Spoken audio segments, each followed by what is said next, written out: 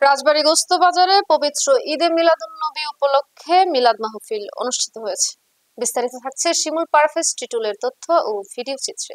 রাজবাড়ী গোস্ত বাজারে ব্যবসায়ী সমিতির উদ্যোগে আজ শনিবার পবিত্র ঈদে মিলাদুন্নবী উপলক্ষে মিলাদ মাহফিল অনুষ্ঠিত হয়। উক্ত মিলাদ মাহফিলের সভাপতিত্ব করেন মোহাম্মদ মিন্টু শেখ। উপদেষ্টা হিসেবে উপস্থিত ছিলেন শাহাবুদ্দিন খান, উপদেষ্টা আকবর শেখ, উপদেষ্টা বাবর আলী সর্দার।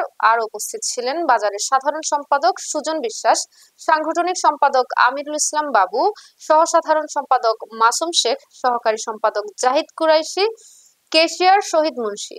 পবিত্র ঈদে মিলাদুন্নবী উপলক্ষে দোয়া পরিচালনা করেন মাওলানা মোহাম্মদ সেলিমুল্লাহ। মিলাদ মাহফিল ও দোয়া শেষে উপস্থিত সকলের মাঝে তাবারক বিতরণ করা হয়।